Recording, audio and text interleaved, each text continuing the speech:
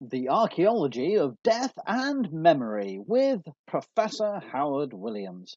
It's Archaeodeath. I love talking about it. I love it. That was And great, yeah. nobody gets it, and that's okay in my regular life. I gotta find like a group of like I don't love hanging out with like philosophy majors mainly because they're a little too ethereal for me, not so much applied, but Yeah. I need like, I don't know where to find my own people. We're sort of scattered about the world.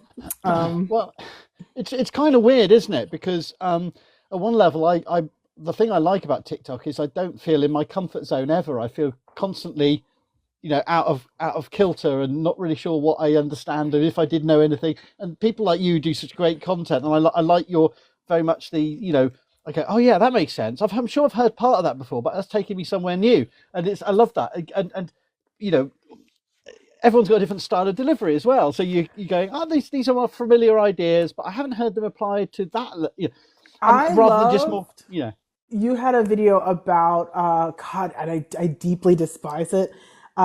Is the Bone Museum or whatever it is.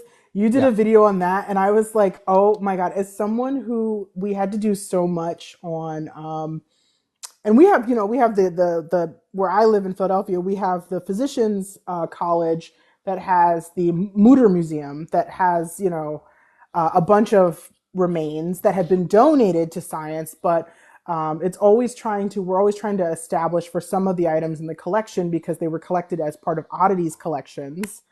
We're always trying to establish what's it called, provenance. Providence, yeah. And so when you did that video, I've been like deeply like I don't make like attack content, which is why I just don't even No. bother. But like that account for me is like that's my Roman Empire. But that's the thing with me is I sort of fool myself into thinking I'm not affected by this, and I'm never going to get that whole haughty, it belongs in a museum sort of Indiana Jones moment, or it belongs back in the ground where it came from, or I never think. I know I'm very relaxed, and then suddenly I just feel the anger rise, sort of like the sort of Those the are people. They're yeah, I mean and like they're really, not yeah, they're yeah, they the people that loved them and cared for them are not alive anymore. Quite possibly we don't know because we don't have provenance to establish it, but those are people. They were people, and there's like a certain amount of deference that we have to have. Now, where it gets sticky, and I'm trying to like I hope to load it after this live is oh, one of the videos for my Patreon, but I'll put snippets on here. Is I did an entire 30-minute presentation on what's it called on the like when are we dead? Um, oh, right, oh, lovely, oh, good, oh, and the key thing to know that's very important. Why? So some people ask me why is that question important in medicine, and I'm like it's super important because the mm, dead don't have rights. yeah, And so, if we are indeterminate on when you're dead, or if there's different determinations for when you're dead, that is also determining when you no longer have rights and when we mm, no longer have to apply a certain amount of civil or human rights to you. mm, Um, and that doesn't mean that like we could just throw your body in a ditch. There's no, obviously like the ways that we treat human remains that are requisite by law, but to understand that like you do not have like a certain amount of inassailable rights yeah, once you are declared dead. yeah, And so it gets really weird. Um, but I think about that when I think about people and I think about what we do with remains and corpses, especially when they're considered an antiquity. yeah. Um, Yeah, because it's one of the things that as archaeologists I find is that you can be very, very, very long dead, dangerously long, to ridiculously long dead. You can be millions of years old and still have a spiritual or cultural connection to people that and it's more than words can describe. It's a very emotional connection. It's some people see it as a fake thing and say, oh, you're just contriving it or you're just saying that. I'm not to you. I'm sort of one to one. Sorry, I yeah, do yeah, that. But, yeah. one is contriving, and yes, and there is obviously. Or that means that people are mobilising these remains to help with their rights, to claims to land and resources. This is a way in to a bigger conversation about Indigenous rights, but that doesn't mean it's fake, and that doesn't mean it's not heartfelt and meaningful. And it's difficult if you don't have an objective point where it becomes nobody's. Well, their grandparents, they're not grandparents, they're not great grandparents. When we now have got ancient DNA, we've got connections we can trace with meaningful places in the landscape, that have, it's not saying that necessarily they're directly your ancestors, but if they're culturally or spiritually your ancestors, then it becomes really complex, particularly in landscapes where there's multiple groups have made claims. And when we have a conversation about the dead, right, we're also having a conversation we're having a conversation about remains or corpses, but we're also having a conversation around like symbology or things that have spiritual or cultural meaning, right? Because especially again, if you're talking about in antiquity, you're not just talking about, like, for example, I think about, and I love this when it comes to like mummy studies, is that we're not simply talking about someone who is dead and has been buried, in accordance to whatever, religious or spiritual belief system. We're also talking about like somebody who may had exaltation, right? So when you talk about like a pharaoh, for example, that pharaoh in the belief system at that time is not a human. Like, that person is a god amongst men, and then when they leave their body, it is important to preserve it so that they're able to move back and forth between our realms. Pillaging wantonly a pharaoh's tomb, as cool as the tombs are, because that's one of the things, I mean, that's how I got into bioethics, is around, I really thought I was going to do for a while archaeology, because I fell in love with, that was the other one. Oh, I have so many books on the city. It's outrageous. But these remains are not just the remains of people as we in modernity experience them. These are spiritual realm level, like reliquaries, right? Like, they are these things that have premise and purpose and are placed specifically with spiritual meaning. And so, like, how do we, I understand wanting to learn from these items, but I'm also thinking, like, there is a discussion to be had about, like, we have to leave things in place because of this, but we don't respect that element, right? We don't respect the element of belief. But what's the value of belief when we're talking about the ethics of wanting to learn more and more and more? Like removing well-preserved mummies in like Peruvian like mountaintops, right? That have been sacrificed to a god.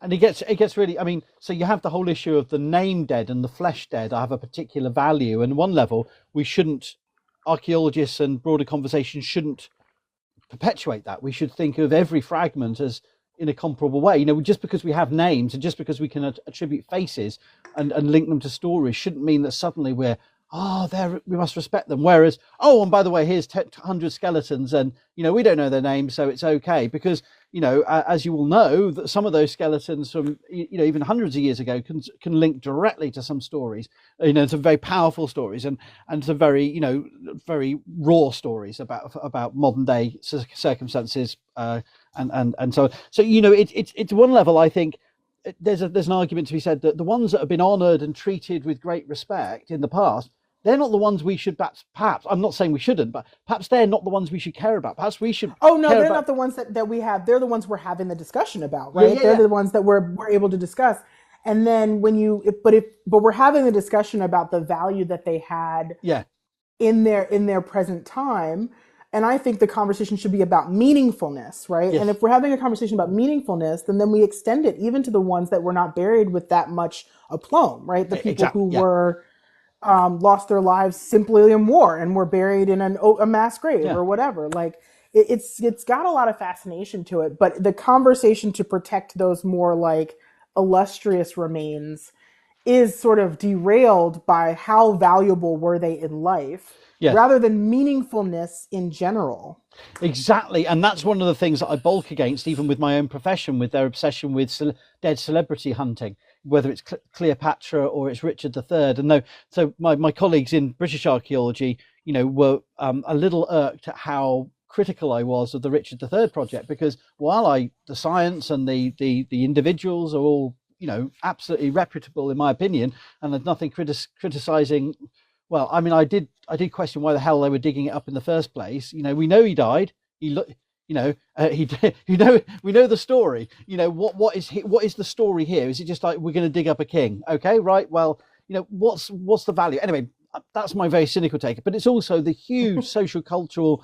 It was like proto Brexit England. It was like everyone was like, little England patriotism. We found the dead king, and it was all a bit uncomfortable in my opinion. And it's the same what I see. I'm not an expert in Egyptian archaeology and other fields, but it's the same. We should have a bit of discomfort with that too. But you're right. It opens up the conversation for a bigger narratives about how we value the dead, and it has, I think it does have, I mean, this is for you, I'd love to hear more from you on this, but it does have a sort of feedback loop with modern bioethics, because these, while the archaeological discussions perhaps in the back, in the we have these issues with forensic archaeology. We're digging up potential, crime scenes, and we're using the same techniques, and the conversations about what respect we afford. I saw this case recently in Alaska where somebody has just perished, and the disrespect they showed for the remains was, all over the news. And, you have, these are live conversations, that about the recent dead as well, about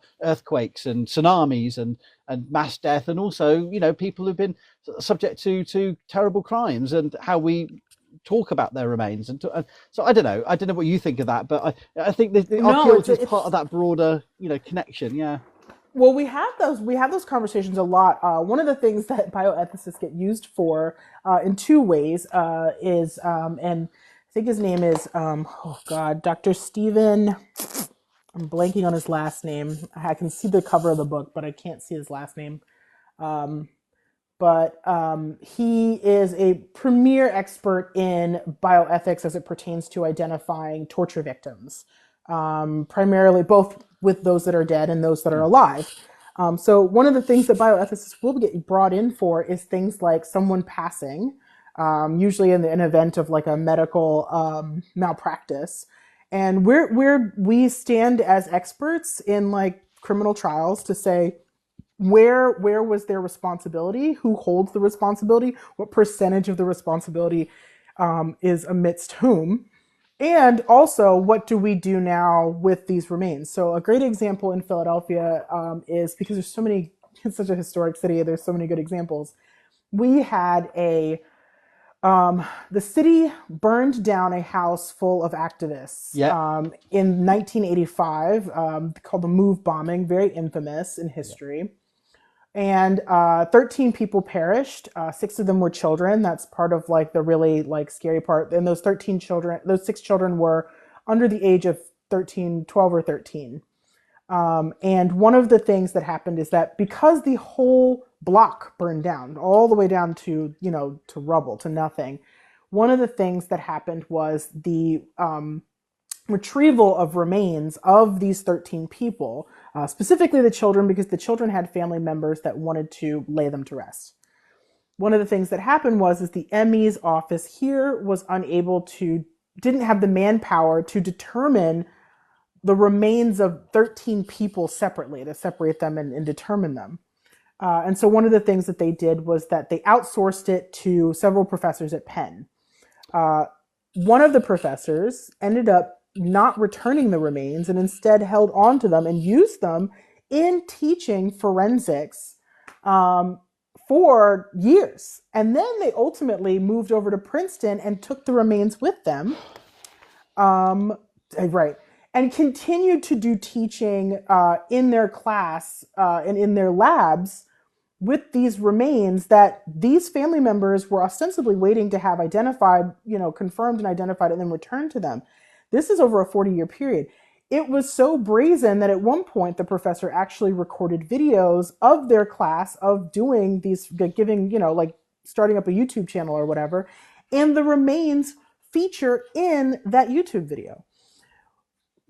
All of this comes to a full head recent, like the last couple of years, probably like 3 years ago, when the ME's office also discovered a still undetermined box of remains that had been in their archive, their evidence archive, for some time. And the original health commissioner, his name was Thomas Farley, had given the direction when the ME had contacted him and said, like, what do I do with this? Should I continue to try and identify these remains? The health commissioner said, no, just toss them. Luckily, somebody in the Just medical what? Sorry, examiner's chuck office. them, did you say? Just chuck them. Just toss them. They're their evidence. That's over. Just toss them. Now, luckily, somebody in the medical examiner's office actually pulled them out of for destruction, because they usually, when they destroy evidence of that type, I think they usually incinerate it, and they hid it. Because this story was wild. And then they finally got repatriated to the families after being identified, along with reclaiming. This is how the story of the person from Penn who moved to Princeton came up, is that they then had to reclaim those too. So there was a big movement to reclaim these remains. But bioethics, that story has come up so much in the conversation in space of remains and medical malpractice and licensure for bioethicists, because of how absurd, just so much went into that. So yeah, we deal with that. We deal with provenance a lot, especially because state to state, who has a right to do things like change your death certificate is different. It is state, like the Secretary of Health in each state decides that. So in Pennsylvania, I can have my death certificate can only be augmented by the medical examiner, who determines cause of death. That's the only person that can determine it. But a funeral director can also augment my death certificate, any other information they see fit. And who has the right to then dispute it is gray. That's not actually well defined. You just kind of have to duke it out in a court of law, in civil court. Wow. Okay. Suddenly this gets very. So can I just circle back to the move thing? What is the current situation? Because I lost track about a year ago of what's happening. Is everything been resolved, or is it still ongoing? Restitution. I know there was legal cases to. There was restorative action taken, the health commissioner at the time was made to resign, and I think so was the medical examiner, when unfortunately it wasn't really his fault, but he doesn't have control over what was asked of the families. And then I think there was restitution of some sort paid. I don't think it was recently. I think it was related to the original, because remember, the city's the one that burned their house down. So originally killing them. So I think the restitution had been paid at that point. I don't know because there are some things that were closed door agreements or closed door settling on with the private institutions. But that's the thing about we're commenting on social media about cases in not wishing to. Some people have accused me of being slow at wanting to wade in and pass judgment on things, but literally there's so much you don't know that's going on and what's being discussed, and there's been some really high profile cases of archaeological monuments that have been vandalized or robbed, and I've been occasionally, in the most politest way, told to shut up, in a good way, because they say, look, you can't go by what's going on in the media. This isn't what's happening. And certain people in the archaeological community have said, no, it's not what's happening. It's not what you think. Just keep, because there's so, you don't know what's, and especially as if you could potentially sort of scupper some payout, some kind of restitution, restorative, sorry, that's the word you were using, restorative process. You don't want to be sort of, stoking something that's already being resolved quietly in some way for the betterment. Not everything, that's the thing, is because of how sensitive this was, and we're talking about the remains of children that were their lives were taken in a very violent way by state action. They did not want everything to be publicized. They very much did a press conference announcing that they were receiving the remains and they were reclaiming them, but that family has already been through enough for 40 years. And so a lot of the restitution that was paid or whatever it was done in closed door deals, or was done privately, because number one, you don't want to announce I got $6 million from the city or whatever. That's just draws too much attention. And this is a group of people that have been for some time local activists as well. So drawing attention to themselves around something this sort of sepulchral is not in their nature. But like you said, I think that's what's important about us, who are consuming news. I always like to remind people that the news is oftentimes at minimum a secondary source, and at maximum a tertiary source. It's a third source. And more when we're talking about media, we have journalists who are less and less hyper specialized. So probably about 20 or 30 years ago, you would have gotten, or maybe less, maybe at least in the US, you would have had a journalist doing medical reporting who had medical training. Either they had been like pre-med or they had been to some form of like a master's program, and they mixed it with their journalist degree. And so when they're giving reporting, their reporting is incredibly accurate because they have a keen sense based on their other training that they use in tandem with journalism. But now, because of a 24-hour news cycle and because of a lot of turning news for profitability and for clicks and likes and the way that the attention economy works, more and more, a lot of journalists are gig workers, or they're being asked to kind of cover a barrage of topics that they don't have a lot of strong expertise in.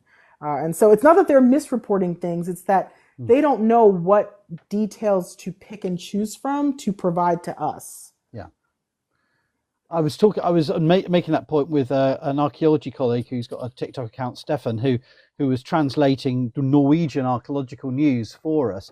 And I was pointing out, I did a video sort of, piggybacking off him and pointing out that the English language stuff is so bad.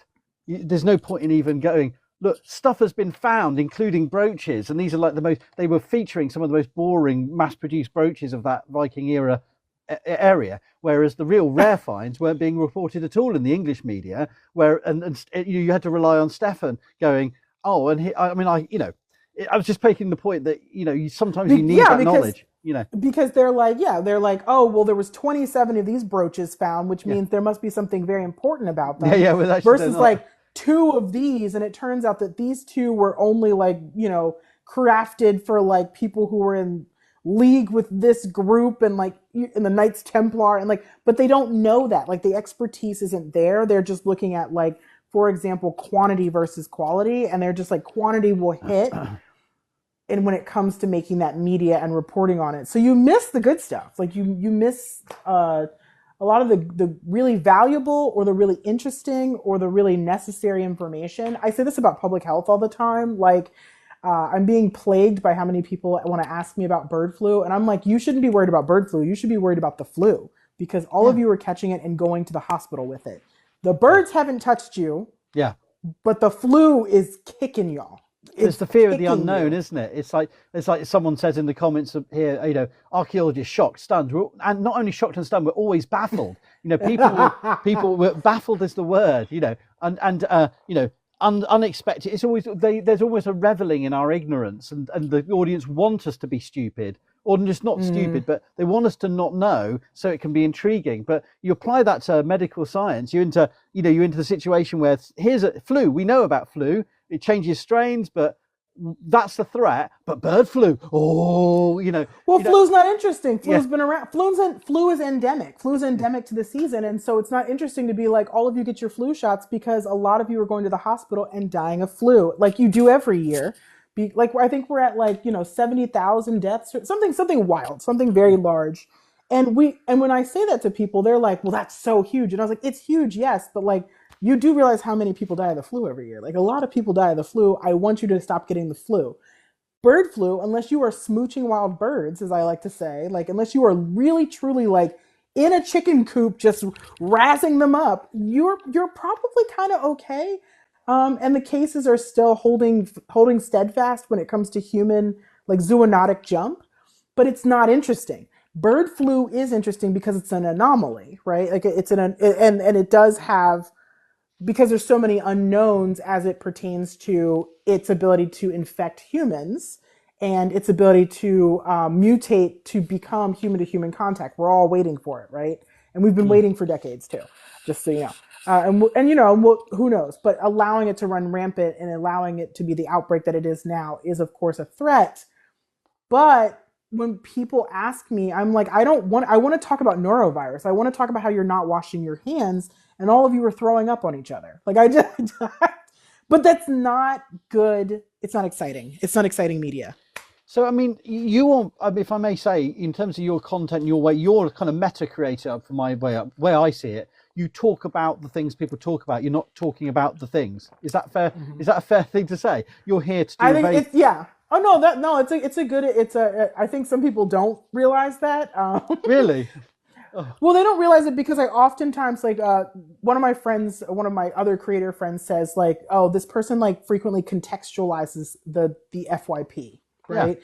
So I don't I'm not That's talking what I ever meant. to Yeah. any one yeah, yeah, yeah. No, it's a good meta creator is a very I think it's a good like statement is I'm never talking about a person or an individual. I'm always using like content Mm. as an example um, to talk about like Yeah. large scale system wide Yeah. things.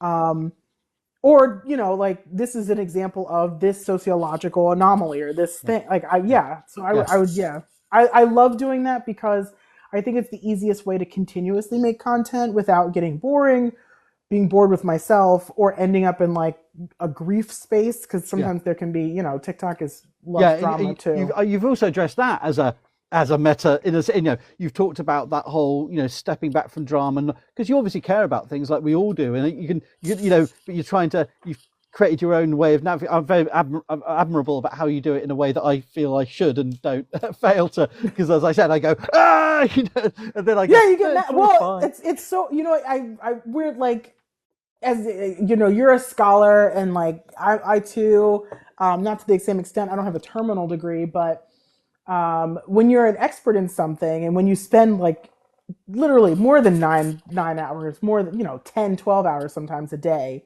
working on something, after you've also spent who knows how many hours perfecting your expertise in it and being browbeaten by other experts Yeah. to forge you through fire when it comes to graduate programs. When you see somebody just sort of willy nilly just being like loud, wrong, and just imparting the information so far and wide, it does become almost personal and like emotional. I get that urge to be like, like and go like diving at it.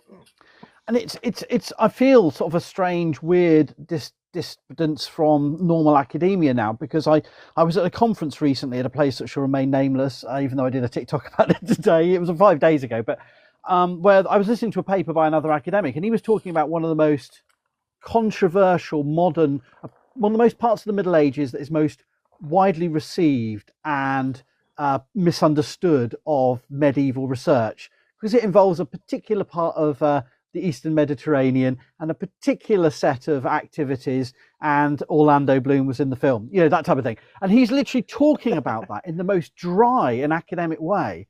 And I was just sitting there going, I'm not saying he did anything wrong, but I was realizing that these conversations and I hate when people say this about academia. Oh, you're living in a bubble and your ivory tower. But it really was. It was just like there was no point that I got a sense that he had any connection to how his material is entering into that broader FYP world. Well, Uh, we're so used to talking to each other, right? We're yeah, so I mean like and I say that as like an invitation to I I grew up in like Germantown, Philadelphia. I went to like Philadelphia public schools, man. Like I have friends, a good portion of my more of my friends, didn't make it past high school than the friends that did. And I think critically all the time about as I started to get education and as I started to be in these like sort of erudite spaces, um, how I come off to the people that I love and who have supported me through that journey, right? These are the people that fed me in college. These are the people that took care of me.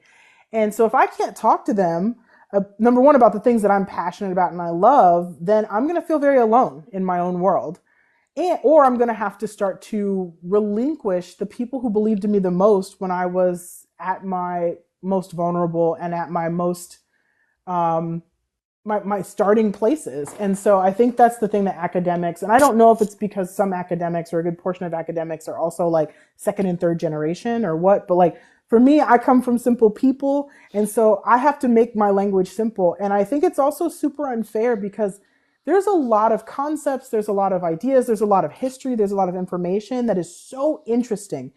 I love that about history, that history to me reminds me of like bedtime story time. You know what I mm, mean? If you're telling history in the way that can be captivating, and it can be. But a lot of academics have sort of, I don't know if it's like, they end up like in some faraway campus of some obscure college or what, and they just sort of get used to being like sort of at the front of a class commanding like a lectern, or I don't know Yeah. what it is, and then we're at conferences talking to each other, and then we're friends with people that are in the same world, and so we start to just move away from like, yeah, you can just tell somebody like, one of the comments I have in my recent video about the panopticon was somebody said, I have to be honest with you, I've read um, Discipline and Punish by Foucault 3 times, and I felt stupid every time. And then I watched this video, and it made sense. And I was like, Wow. that's absurd. You're The teaching. panopticon. That's what you're doing. You're doing the teaching that they, not just the author, but they haven't acquired, and that even yeah, that's great. But the panopticon is consumable as a concept. Mm, But like, is that book consumable? I'm gonna go with no. It's not. Like, it's not. I'll be honest. As someone who fervently consumes philosophy, like, it is not necessarily consumable by just any old body, and that's not fair. I can still share the concept. So, like, what you're talking about with that guy, where you're like, he's just dry and like, that's what I like. I like the challenge of coming on social media and being like challenged to like, what about people who are interested in this but do not have all this background, do not yeah. have all this practice reading, like, Middle English, like, Yeah. prose. Yeah.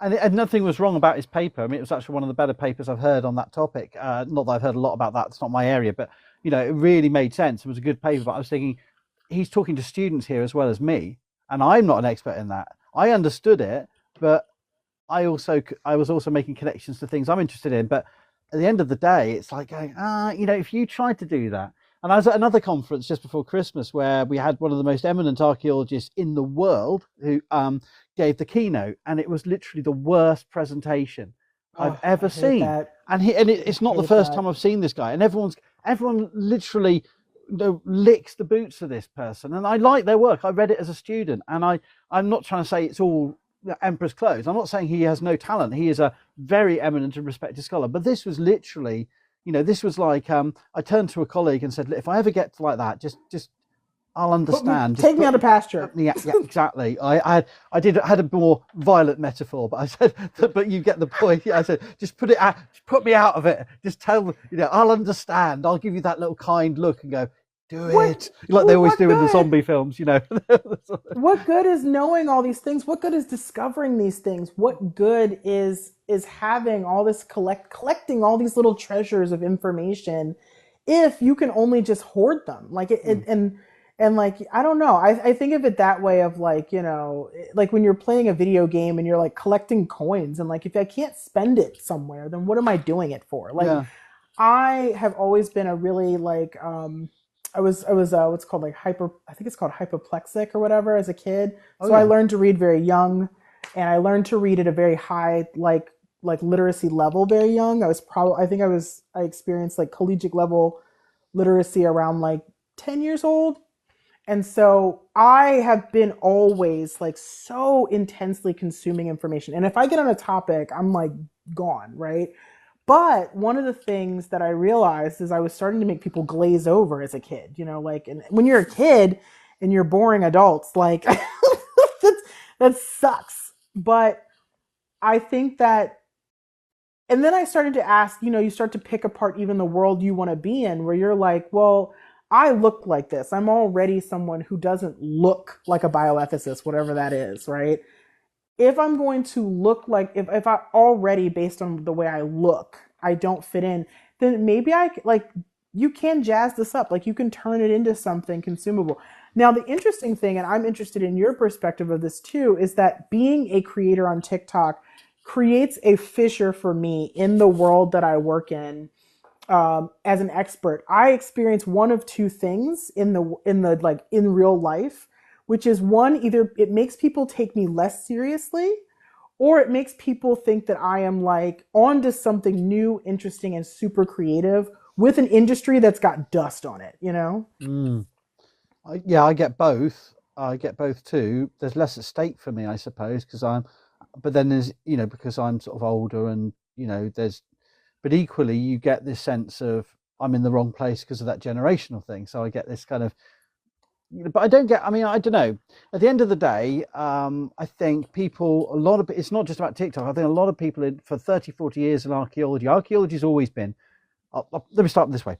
Archaeology has always been one of the disciplines that straddles the sciences, social sciences, and humanities, and has always been public facing. We're probably more public facing earlier than most other disciplines. We had Glyn Daniel on animal vegetable mineral in 1950s British TV. Yeah. You know, I'm just sort of my mom quotes that, waving the flag of early Mortimer Wheeler. You know, this is the same era where an older Groucho Marx was on TV in America. You know, this is that. You know, this is really early TV. You know, there was archaeologists already there, right? Then you move forward to the 60s, 70s. You know, Chronicle. Then you have history high quality history programs being produced in which archaeology features. So we've always had a high reputation, been ahead of the curve in SciComm, if you want to call it that, or whatever. And so at one level, we should be in a position where it's accepted, but there's still the problem that it's seen as icing on the cake or frivolous extras, and it's not. No one. We're happy to have a couple of celebrity faces now. We're happy to have Alice Roberts. We're happy to have a couple of classical people, a couple of early modernists going on about the Tudors literally every minute of the day.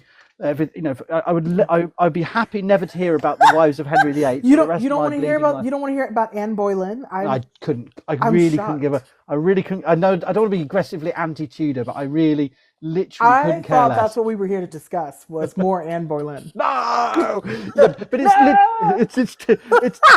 it's just I have my own little weird niche triggers, and it's like that whole walking through stately homes, going, and of course Henry VIII. But my point is, we're happy to have those celebrities, Dan Snow's, and I'm not saying they're all bad, but it's like we're happy to have those characters doing that, and they're out there on their own, and let's get on with the real stuff. And it is. But having said that, many of us are doing things on social media, on YouTube. So at one level, I feel I'm late coming to something that I should have perhaps started 20 years earlier, and there's people way ahead of me. On another level, though, within the niche of TikTok, there's a really weird prejudice against TikTok, and it's still there. It's TikTok specific. Yeah. I think if I had like a YouTube, or I think if I had like something that has developed over time in terms of media, some sort of like a semi-respect, because people have had it as a launching pad for further like more respectable like legacy media work, there's plenty of people who have started on YouTube who then, because of how popular their YouTube account got, were offered something on like the History Channel or the Nature Channel or whatever channels are out there, that became like an honest living kind of like thing of like hosting these like edited, slickly produced shows.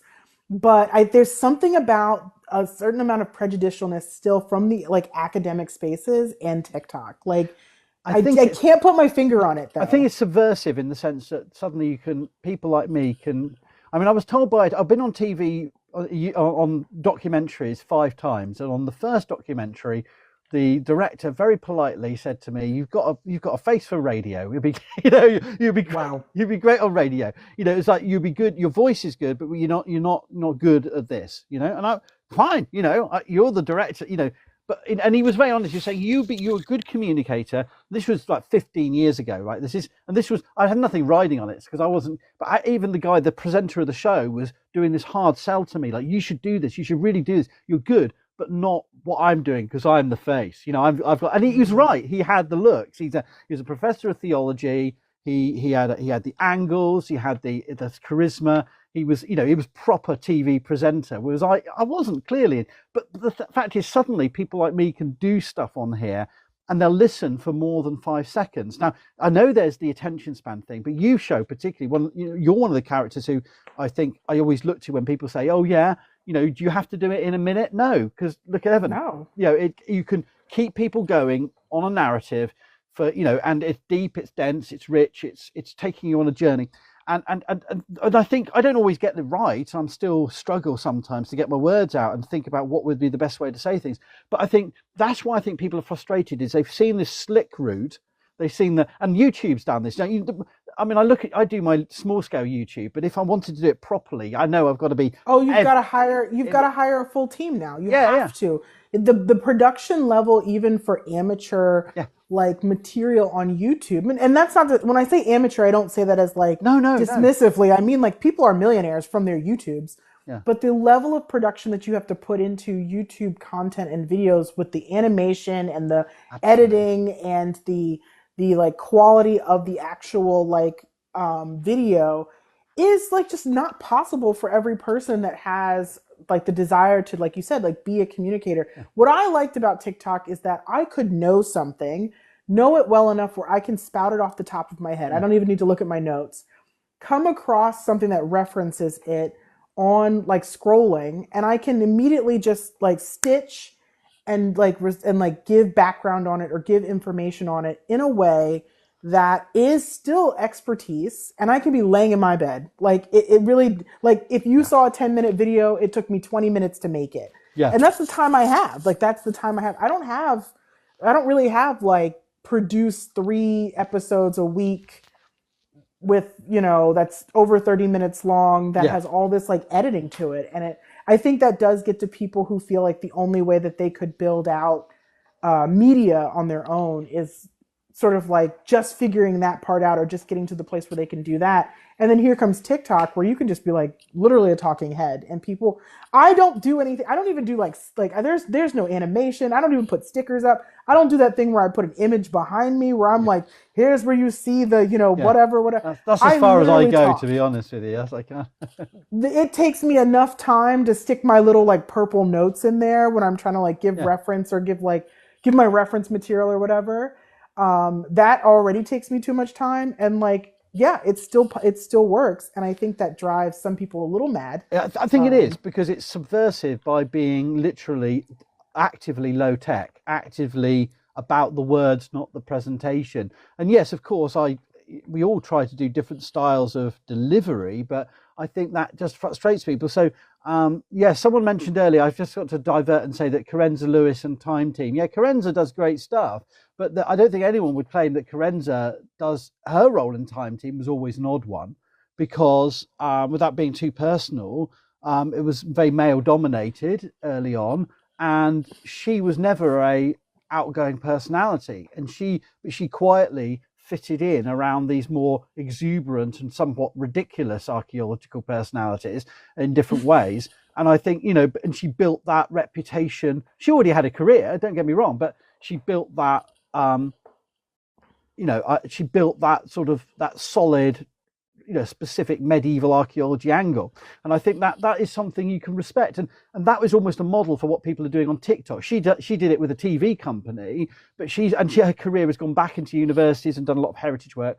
But for me, that's not that I've thought about this before, but I think that's more, it's always incidental that she was doing that big production stuff, because her stuff would probably has been more effective in that behind the scenes, doing work with schools, small projects, but building that reputation. And I think that's I think a really important example. So there's not one model of doing public communication of archaeology or any other subject, but I suppose one of the challenges I found, and I've struggled long with this and I keep changing my opinion on, is when to challenge, when to call out, when to draw the line on certain issues, both within and outside the discipline. Because I found myself repeatedly obviously having fights outside the discipline, not only just with the most recent one, I accidentally have come across someone who's far more extreme than I thought they were at first, and they've basically outed themselves, and everyone's come. I'm basically getting the abuse and all the comments, and they're all going, you picked on a normal creator claiming they're something they're not,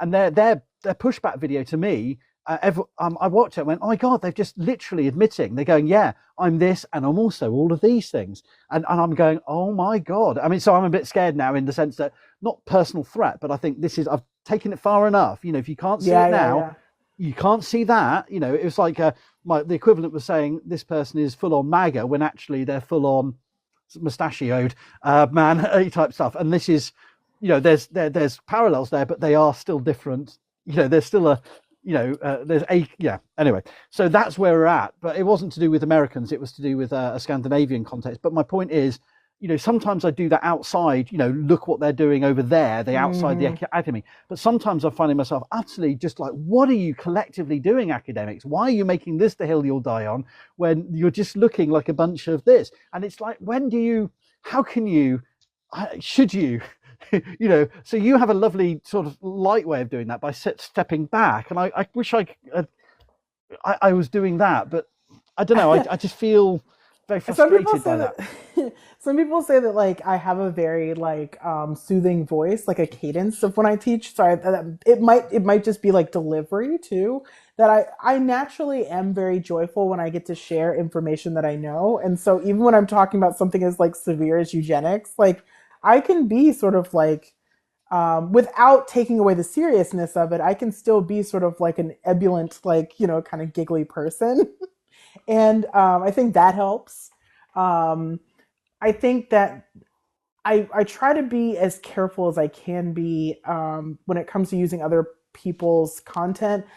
One of the things I've leaned into that sometimes works is if I use more than one clip, like more than like one person, because and you also have to feel what's trending. Like right now on this app, I think a lot of people, especially in the FYP that I have, a lot of the creators that and just like the niche community that I'm a part of on my FYP is hyper activated and very emotional and very much on the lookout for creator drama. That's, I mean, people Yeah, really yeah, thrive. Everything sort of can devolve into Bad Girls Club. And I think it doesn't help that there are also not critiquing, but pointing out that there are creators who have made their content going over creator beef content, right? So like, yeah, which is like so meta. It's like art imitating life, imitating art. Um, but this idea that like then there are people who draw attention to two people going at it because their content is to summarize the back and forth, beef that's broken out. And so for me, when I kind of get a sense that people are leaning too deep into like reality television style like interests, I just stop stitching things and I just start just talking about whatever topic I want to cover. I staying the path for me seems to be because here's the thing: I don't need to have a back and forth with anyone to find content. There's so much. I mean, I'm learning every day, and there's so much to make content about. I can make 17 videos about just moralized emotion and especially the emotion of disgust. Like I tell people that all the time. I want to talk about disgust all the time. And there's so many things I can talk about within that topic. So, do I need to stitch another person's content to like talk about it? Probably not. The other thing I will say that I do is instead of trying to like point out where somebody's wrong, I often try to find content where things are correct and then be like, oh, I can actually confirm this by expanding on it. So somebody will say, like, oh, like this thing, this thing, this thing. And I'll be like, hey, I actually know about that thing. I work on it every day. I actually studied it in school. I can affirm that this is correct. And I think that helps too, is that I try to stay away from like stitches or like clipping content that, is disproving someone. yeah. Um, and sometimes I think we over lean on trying to catch content that's going viral. And the last way I'll say that I do it is I frequently will choose accounts that are like media accounts. Like nobody cares that I like called out CNN. Nobody Yeah, no, cares that that's very true, isn't it? Yeah. I can drag the BBC up and down this timeline, and nobody's going to be like, "Hey, be kind to the BBC." Nobody cares. No, exactly. I think I haven't done that. I've taken a different route. But I think the main thing is I try to if I actively stitch someone, I can't afford to let them get a boost if they are a really sketchy character. I can't afford to stitch someone and therefore accidentally boost or associate myself with the worst of the worst possible. It's even if I'm disagreeing with someone, it has to be someone within an Overton window. It has to be someone within a, Yeah. because I'm not doing anyone any good just posturing in Well, that's the key is that you can. I mean, the hard part about social media is that when you want to draw attention to an issue, it sometimes becomes really a problem to draw attention to something. Like if it's already got 50,000 likes and 300,000 views, or whatever, a million views, when you stitch it and you possibly go viral, or even if you don't, even if you just get like 2,000 likes and like, you know, 8,000 views or whatever, you've still added to the virality and the movement, because this platform doesn't acknowledge whether somebody's hate watching something or somebody's watching something positively with like excitement in their eyes. So that's, I think, the other thing. When I started to make bioethical content, I was still in school years ago, and I was just sharing what I was learning. And one of the first things I learned is that like sometimes we can do our own damage by drawing attention to the thing in an attempt to try to disprove the thing. Yeah. And so when I want to disprove something, I make the assumption that my audience, that the FYP I'm probably on is probably on the same FYP as the thing that's trending, right? And so I don't need to stitch, like if somebody's like, hey, like you got to drink colloidal silver, like, or whatever, I'm probably trending on the same niche to some extent with that video that's viral.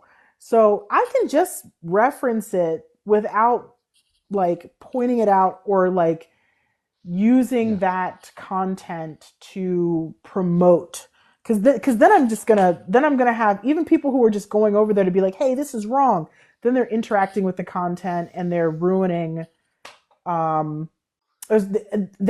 boosting it by accident. And I think also I'm worried about the other way around. I'd love to hear your views on this, because I've just today done a video where I could have stitched a person to support them, but I didn't, because the reason I'm supporting them is they've had so much hate already. I don't want to add to that hate by saying, oh, look at this great person, I support them, and then people go to their video and dump another load of, so because I don't know what their state of mind is in, and it's a very innocuous video, but she happens to be wearing a hijab and in Wales, and apparently that is not a thing that people want, so. But my point is, it can work even in thinking you're supporting someone. You can inadvertently add to someone's misery that you're trying to support, and I just find that very difficult to balance, and so you get harassed, right? Like that's one of the things I've seen recently, is that in an attempt to defend someone else, inadvertently the harassment becomes your harassment, and that doesn't help, because there's always going to be more people willing to harass you. The other thing too is like, not only will there always be more people willing to harass you than you're able to respond to, they also have like far more energy and tenacity, right? So like you have the energy maybe to make like 2-3 response videos. Oh, they're in the comments. They're making 6-part series. Like, oh yeah. You don't have the strength. Just like I have taken, when I see a creator being dogpiled or being harmed in that way, I've taken to trying to DM them, and just like, the other thing too that happens on this app is that we think it has to be content, and we have to remember that what we're engaging in is performance. Like this is you and I, we're like in discussion, but we're in a performance. We are performing in conversation. We are not having like one of the content creators that I know who lives really close to me, we go and get brunch, right? And like we hang out, me and that person sitting at brunch talking. Luckily, both of us are very authentically ourselves. So when we've been on live or when we've made content talking to each other, it's absolutely the same conversation, but it has different effect. Me talking to them over brunch and just like vibing is a different effect than me and them talking on live, or me and them making content back and forth for other people to consume and participate as an audience member, either silently or actively, because of things like commenting. So that is what I think we have to also keep in mind, is that when we want to support each other, we don't have to do it for this group here. No. I mean, that's true. That there's some people I'm mutuals with that I hardly ever stitch their content, because I don't see the need, or I don't see the angle I could take, or I don't see the point. They don't need my validation. I don't. They or the other way around, whatever it was. And there are even a few creators that are local to me, but I don't really know what to. I'd be really super weird if I tried to hang out with them because our interests are very different, but we have a sort of public allyship on an issue where there's a connection. But I don't know, I don't want to contrive a connection, and particularly if they're students of nearing, Northwestern universities in the UK. That's not, that's about an hour away from me. I don't want to, I don't want to. I try to make sure I give people space, because it can, just seem really strange, because there's that. It's weird to take it's hard. How do you broach taking a relationship offline, right? Yeah. But like, I do think that more and more creators should. And the reason why, number one, is that when you take a relationship offline, you see how valuable or not important, like, having a disagreement with somebody on here is. Like, because I've taken several of my creator, like, mutual relationships offline, and I like hang out with those people, or I text them, or I like ask them how they're doing, or I send them books or whatever I do. Those relationships have, first of all, more meaning, but second of all, it means that instead of us trying to like protect each other in this sort of pseudo performative way online, we like, I had an instance in January where like I became like a secondary target of like some really annoying beef that was happening on the other side of my side of TikTok, and I had to like completely delete my account, like deactivate it. So I like, and that was not because like I don't care if you're in my comments being a silly goose. I'm going to play with you and be a silly goose with you. Yeah. It was actually starting to deeply bother like my spouse, and it was really bothering my sister. And so people were like, I can't keep seeing people talk about you, because people would make content about me and it would come up on people I know's FYPs. You know what I mean? So I had to deactivate my account. And then I didn't realize this. Yeah, but then a bunch of people that I am mutuals with couldn't find me and had no ability to communicate with me. And when that was happening, several of the people that I am mutuals with, but also have a friendship with, like, were texting me and were like, hey, can I send you like $5 to get a coffee? Or like, I miss your content, like, and helping me strategize, like, can I turn my account back on? And do you think it'll be okay? And like, those relationships, because we are in a weird place where this is sort of like, I can no longer say this is like a funny little hobby. This is like sort of a profession, even if I don't get paid really well or at all. But we take it seriously. That's the point. Yeah. It's work. It's a body of work in the same way as a collection of articles or a collection of conference papers. It's a body of work. It's an academic body of work. That's the way I think of it, even if it's not paid. I mean, hardly anything seems to be. Hello? Yeah. But yeah, I think I always encourage people to take it offline when it feels appropriate and the relationship feels authentic. And the reason why is because we forget that we are people in the real world, and we can have a good time as people in the real world. And then we're not just looking at this as a place of performative community, but it's actually a real community, because me having those friendships with real creators in real life means that I'm not just on here with people who are performing care for me. They do care about me because we hang out. It also means that, like, one of the things that I see happen all the time is like creators will be mutuals, and then they'll have I'm talking about a minute disagreement. The kind of disagreement that two drunk people would let go of, you know? Yeah, like how much does the panopticon concept apply to this field or that field? And right. And the disagreement will be such that they get mad, they clash, and then they like block each other for life. And it's like to go through those cycles of sort of like having such a positive relationship with someone, or what feels like such a positive, when you become mutuals with somebody, it's exciting, and to have such a positive relationship with someone, to then immediately it turning into like, I have them blocked and I don't deal with them anymore. And it creates this long-term resentment that I think is just like deeply painful and unnatural, that we shouldn't carry with ourselves. And so like, when a lot of my mutuals, or a good portion of my mutuals, are friends in real life, they're not beefing with me like that on the internet. You know what I mean? Like, they'll be like, hey, I didn't like that video. And I'll be like, bro, let's go out and we'll talk about it. And then we can like just disagree at over a hot dog or whatever, and it's cool. And it doesn't have the same vibe, fire, like it doesn't have the same tensions. It makes this more fun.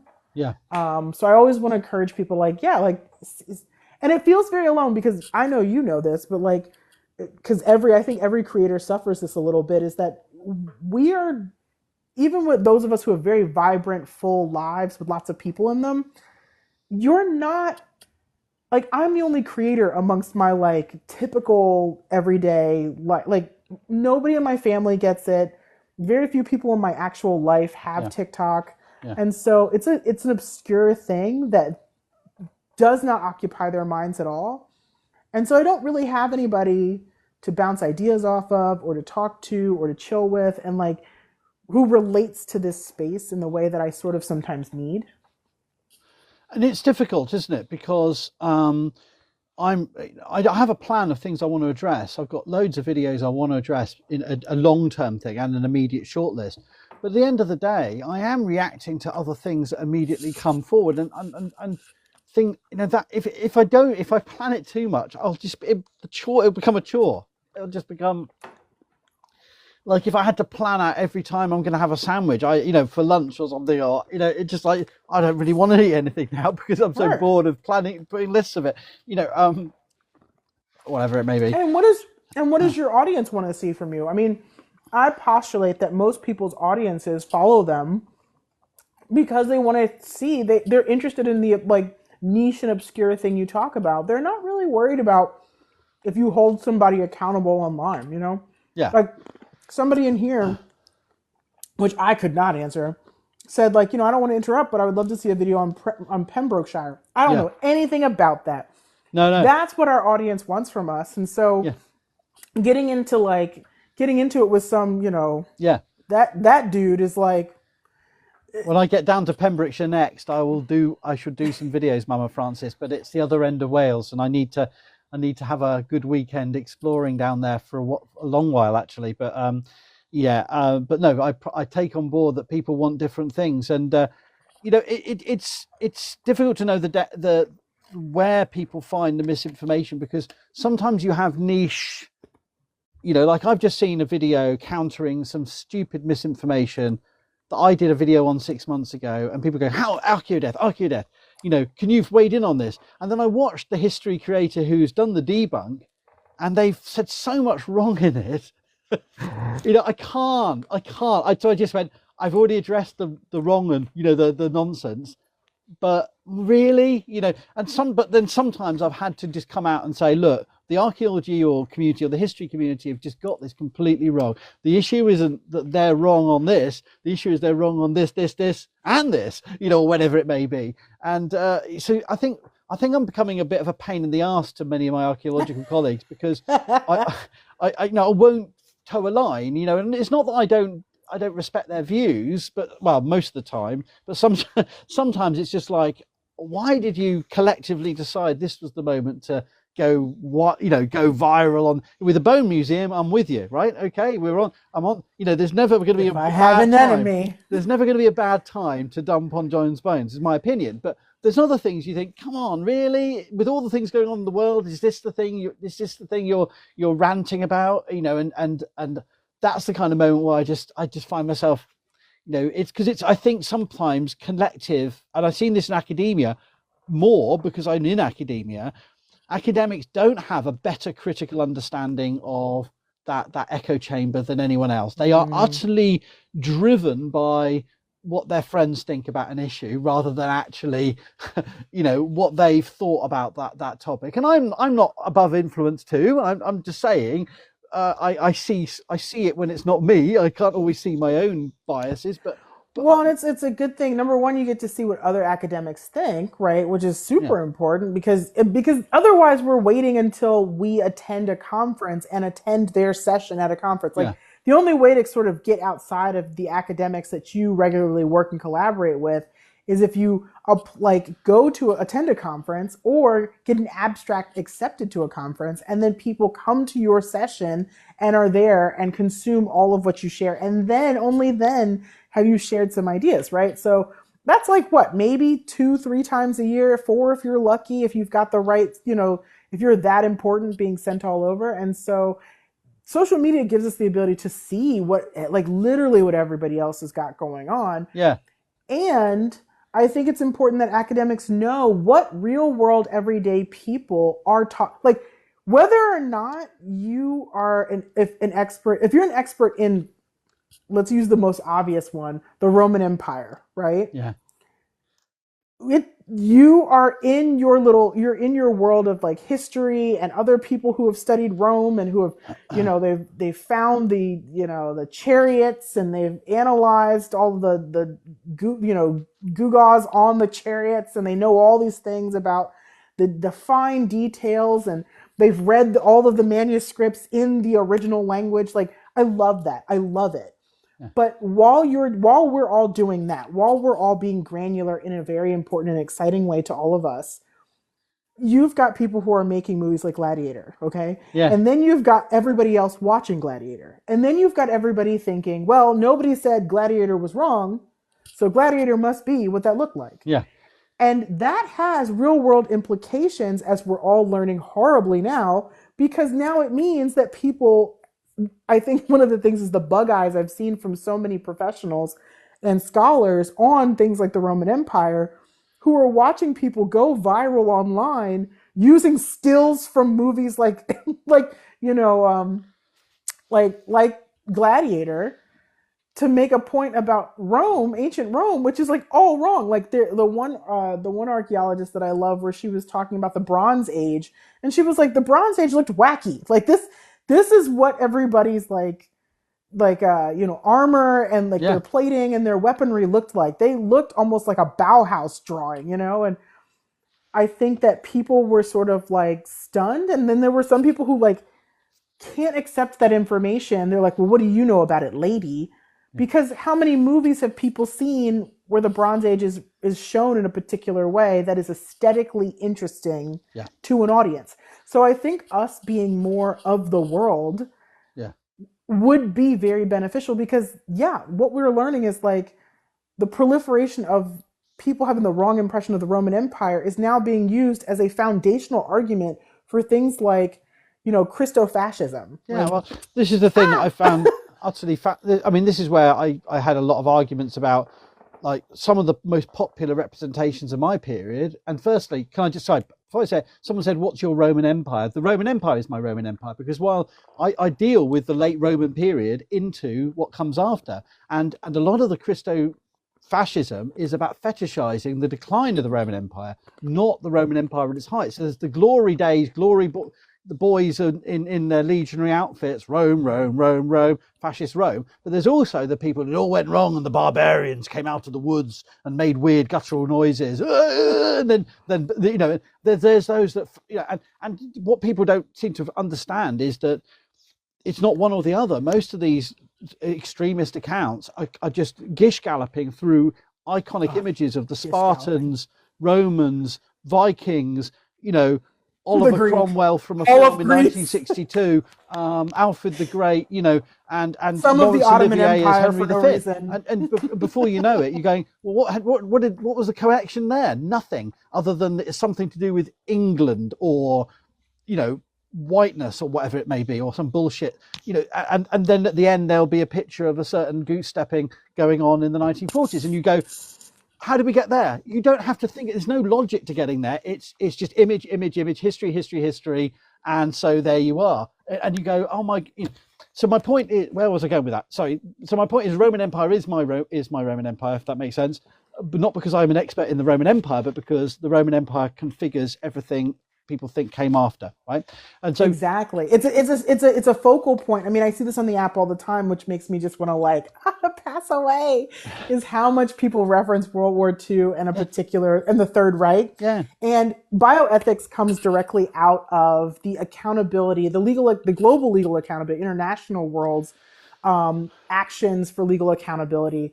And so it is one of the foundational things you learn in bioethics is about World War II and the complexities that led to the conditions in it, right? Yeah. And the atrocities. The atrocities are the key component, because you get like all of our like bioethical principles come out of it, like the Nuremberg laws and like everything.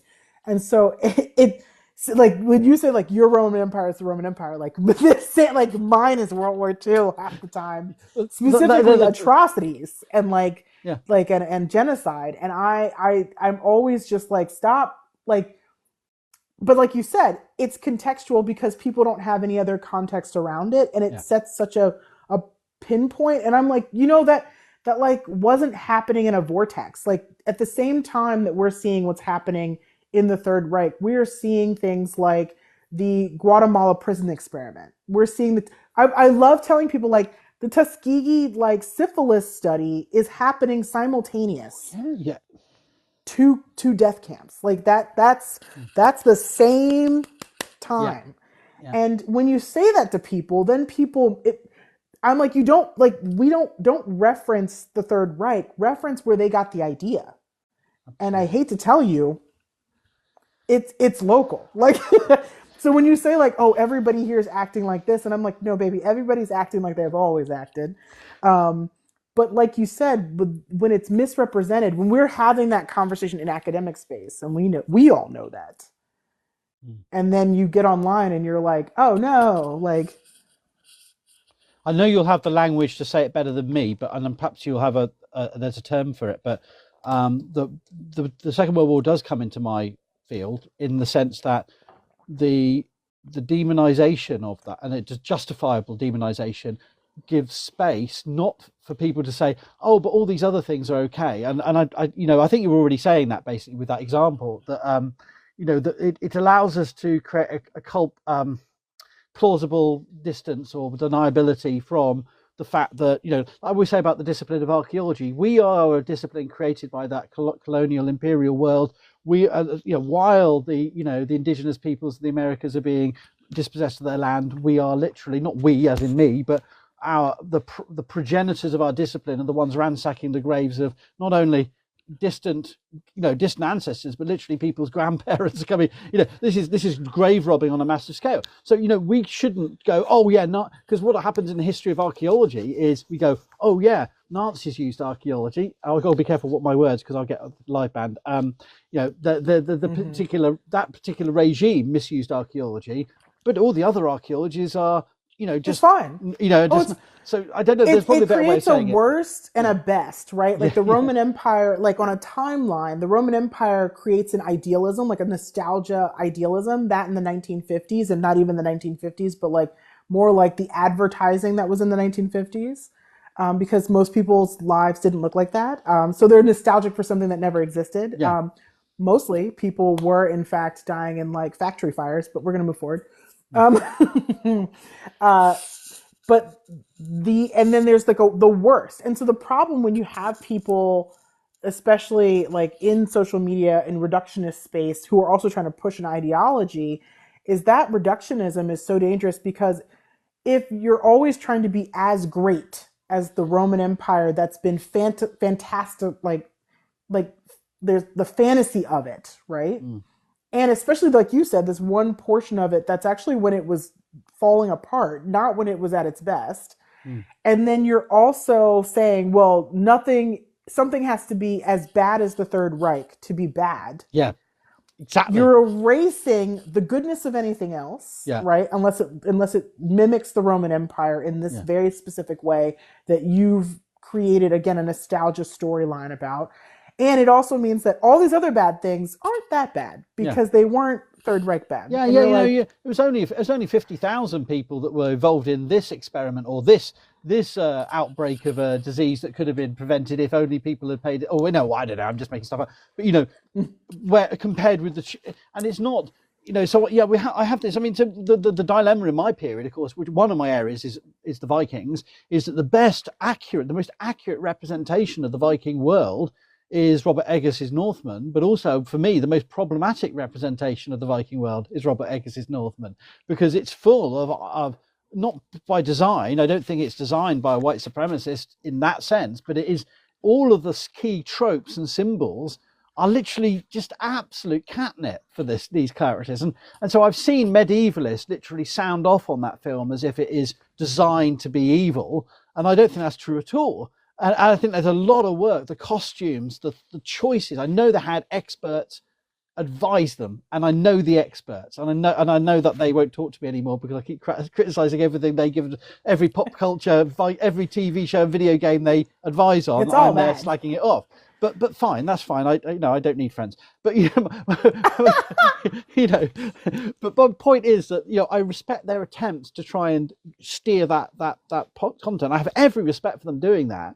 But at the end of the day, what they've produced is, so I'm kind of in between those two extremes of saying all this pop culture stuff is ruining the past because it would be okay otherwise. No, we've got to tackle these. These are the products, right? For the next generation, these couple of films are going to, Brad Pitt in Troy, whatever you think of it, it's configured a generation, and it's inspired hundreds of people to pick up books, as well as hundreds of people to get very confused. Right. It's not. And you want people to be like, this is it, like you're saying, and I think this is what I'm hearing is like, I don't mind these fantastical versions coming out for entertainment and for excitement, because like you said, it inspires people to get interested.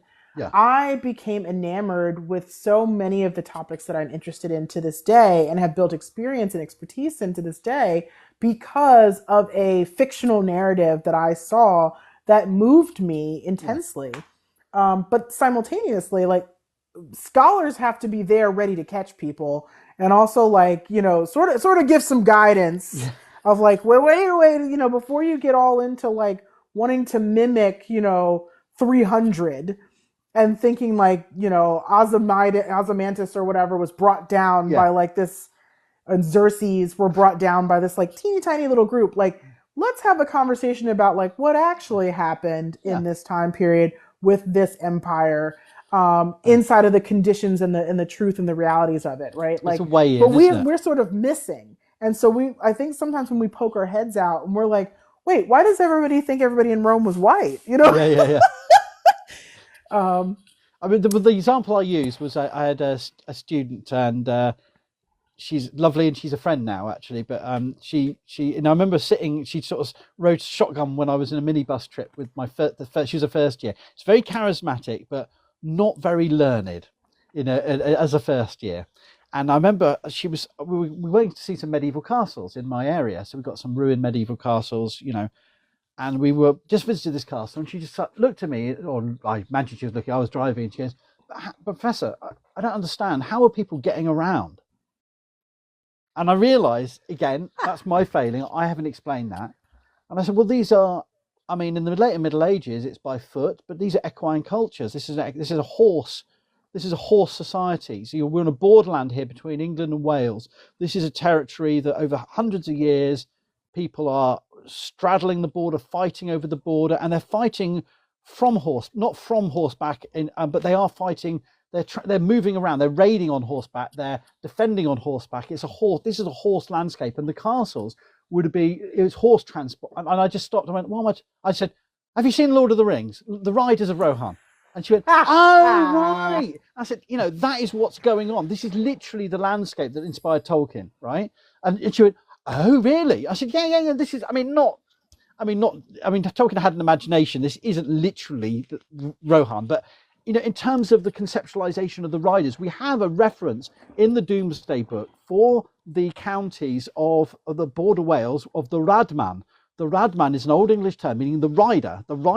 So Tolkien's taking that idea from Domesday Book and the number of Radman that were in these border counties, because they are the riders, presumably the people who would ride not in groups to hunt down Uruk-hai, but to warn and to communicate up and down the border, and to provide a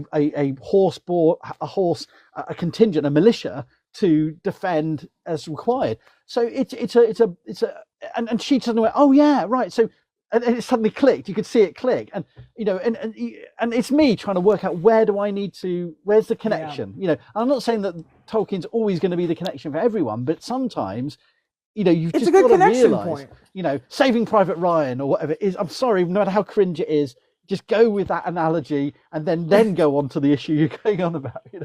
I need you to have a visual, and so I can give you the visual, and then I'm going to make some corrections with the visual. Yeah, exactly. Yeah. Even if it's to say, remember that film where there was no black people in it? Well, this would have had that's not right. Or it can be, you remember this, representation where everyone says I'm Spartacus. Well, let's start off from there and let's go on a journey and talk about enslaved people in the ancient world, or whatever journey you're going on. You start with the iconic, film or book or video game. And I don't see anything snoopy out there. I have a number of professors who've told me they started off in archaeology because they read fantasy books, not because they were reading, Absolutely. Encyclopedia Britannica or whatever it may be. I absolutely love telling people that my fixation with bioethics came from starting with ancient Egypt, but I was fascinated with death and mummies. It was so unsettling for my parents because I was like 6 to 8 years old. So a 6 to 8 year old being obsessed with death is like not your favorite. Don't recommend it, 0 out of 10. But I was, and what I was fascinated with when it came to death was what I would later learn is what's called death ethos or death rights, right? And so becoming consumed with that led me to understand or learn about medical humanities. So much of that comes from like fictional depictions, and then later on, because my parents were very good about I'm very privileged in the sense that like if my parents saw me interested in something that had real world reference, they wanted me to have the real world reference. And so I loved, I saw Cleopatra as a kid. I watched that when I was really little, the Elizabeth Taylor one. And I was like, was that a real place? And my parents were like, yeah, it was totally a real place. And they got me books on ancient Egypt. And then when I learned about mummies, I was like, that's it. Like I'm consumed.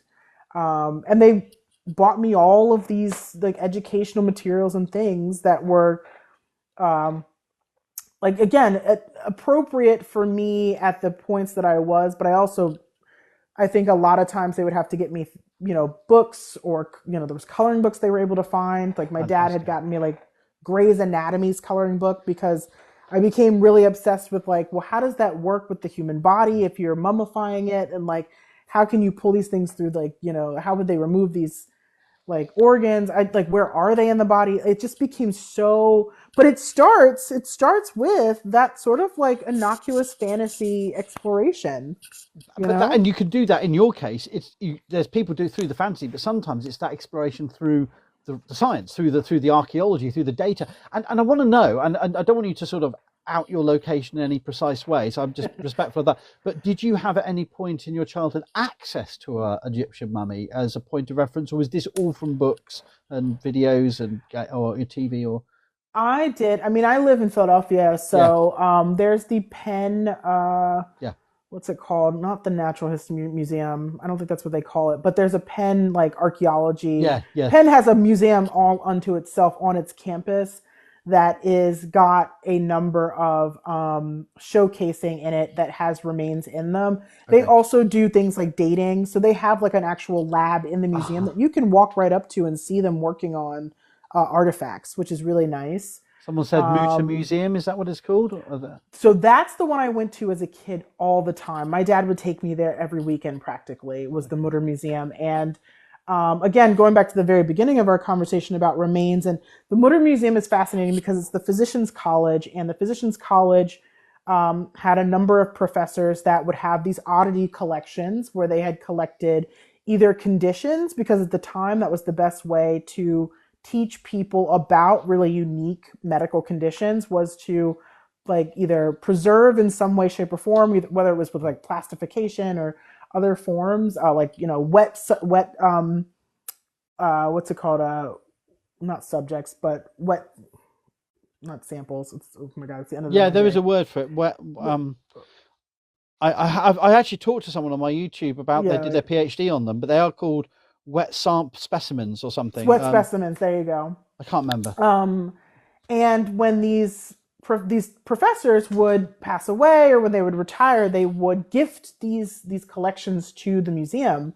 And so to the Physicians College. And so over time, they developed the Mutter Museum for physicians to, originally it was a closed collection that physicians would walk through, and they'd get to see the example of things like, really end-stage breast cancer, or they could see a number of things like fetal anomalies. That's the one that really bothers people, is the fetal anomalies, because they are wet specimens. And then they do these, so then they started to, like, because of the expanse of this collection, they started to open it to the public, and now people are able to go in and take a look at all of these items. There's the soap lady is the other one that's very fascinating, where she was buried in a place that had a high lye content, and she was heavier set, and so the lye in the earth that mixed with her own body fat, and she is now like she's technically like a, her remains are soap. And that's so all of that's very interesting. The issue the Motor Museum has had and they're working on with the new director is provenance with all of their um, specimens, because they don't have, some of them are older and they were acquired in really problematic ways, Yes. especially there's the skull collection that's in there. Um, and they had to go through and have to like reimagine how they tell people's stories. Like the skull collection, there's a collection of skulls where one of the professors collected the cause of death for each individual, and some of them are really would now be considered super offensive, like what they did like the description of the person, what they did in life. So like it has very like eugenicist language on the like placards that they had to go through and like reimagine. And they also pay homage to what it once was, where they say like at one point, because these were collected by a pronounced eugenicist, like this is the language that was used for this, That's really helpful. display. Um, but they do. I mean, they do, and then they do rotating installations that are like really on the nose. The one that they had the year before COVID was on pandemics, specifically different pandemic theories, and one of the theories being miasma theory, which I love. So weird. Miasma theory. Florence Nightingale was a miasmist, just so everybody knows.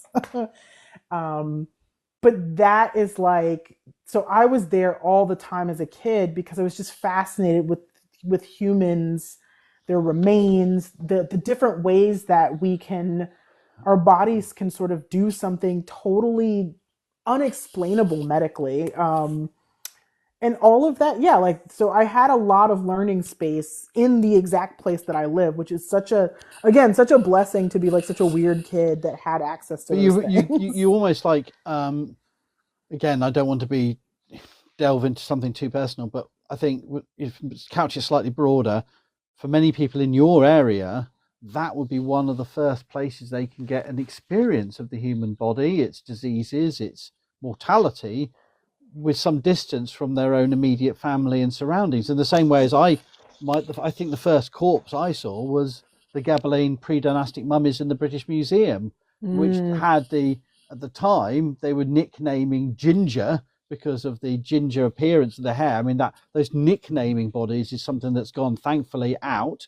Although I've got a 3D print of a skull that I'm calling Sven because he's from Sweden. He's a medieval print, and maybe that's not appropriate, but he is a print. He's not a real human remains. He's not real. But yeah, exactly. but still, it's a legacy of a tradition that I'm happy to discuss and admit to, of people nicknaming bodies during excavation itself, and then when on museum display, which is deeply problematic and shouldn't be continued. But I remember seeing that sort of crouched, body, age 6, 5, 7, something like that, and that stick. You don't forget it. It's one of the most iconic, flesh, more than even the mummies, where they're all wrapped up. This was natural mummification, where they're just the desiccate, and it does just bring home how the archaeological remains serve a function for getting people interested in something we can't approach. You can't approach that in any other way other than the distant dead. I'm not trying to justify the wholesale retention of displays and collections